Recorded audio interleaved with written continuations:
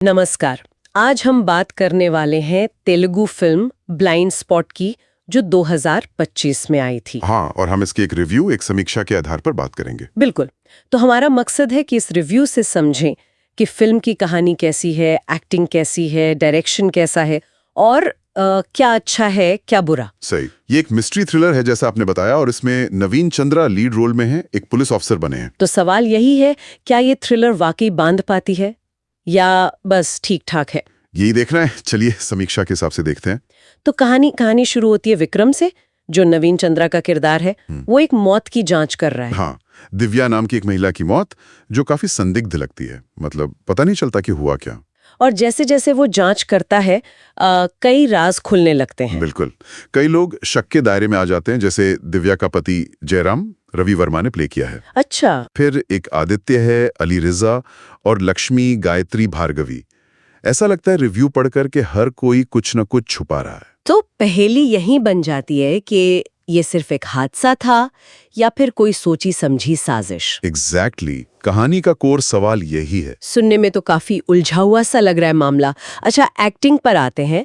नवीन चंद्रा के बारे में क्या कहती है समीक्षा? उनका काम कैसा है? हाँ, रिव्यू के हिसाब से नवीन चंद्रा का काम फिल्म का सबसे मजबूत पॉइंट है। बहुत ही दमदार और विश्वसनीय लगे हैं वो अपने रोल में। मतलब फिल्म उन्हीं के कंधों पर है काफी हद तक, कह सकते हैं।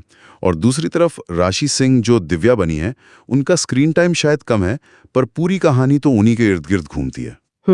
और बाकी किरदार, जैसे वो पति का रोल था जयराम। हाँ, रवि वर्मा।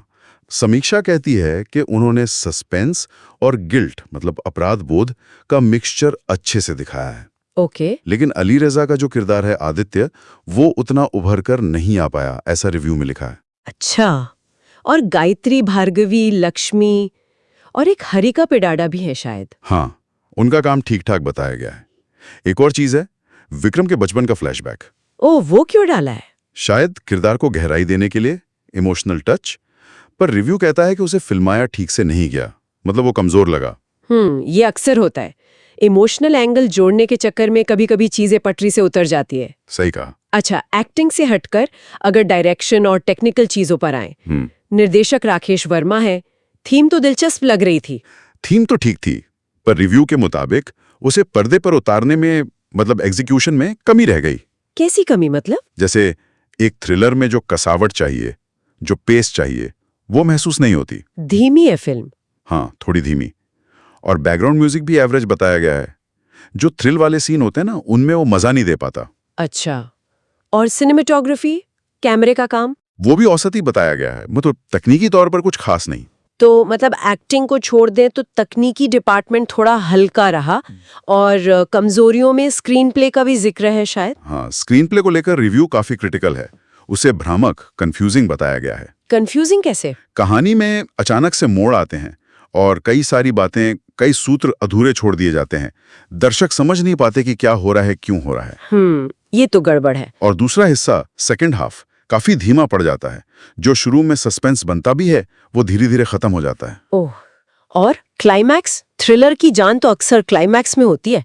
कोई बड़ा ट्विस्ट? नहीं, रिव्यू तो यही कहता है कि क्लाइमैक्स काफी हद तक प्रिडिक्टेबल है। मतलब आप अंदाजा लगा सकते हैं कि क्या होने वाला है। कोई चौंकाने वाला मोड़ नहीं है। ये तो फिर थ्रिलर के लिहाज से बहुत बड़ी कमी हो गई। बिल्कुल। तो कुल मिला के निचोड़ क्या निकलता है समीक्षा का? फिल्म कैसी है ओवरऑल? निचोड़ यही है कि ब्लाइंड स्पॉट का आइडिया अच्छा था, कोशिश भी थी कि थोड़ी इमोशनल गहराई दी जाए, लेकिन हुआ ये कि कमजोर स्क्रीन प्ले और ढीले डायरेक्शन ने इसे एक एवरेज फिल्म बना दिया। मतलब औसत। हाँ, बस नवीन चंद्रा का अभिनय है जो चमकता है, जो याद रह जाता है। इसीलिए रिव्यू इसे एक मिस्ड अवसर कह रहा है। एक मौका जो गवा दिया। सही।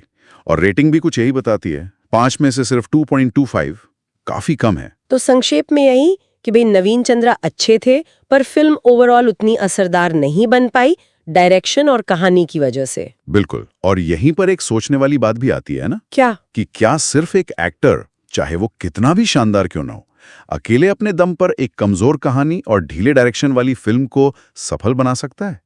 ये तो बड़ा सवाल है। खासकर मिस्ट्री थ्रिलर जैसी जॉनरा में, जहां कहानी का कसावा होना, उसका सस्पेंस बनाए रखना और डायरेक्शन का टाइट होना शायद सबसे ज्यादा जरूरी होता है। ये सोचने लायक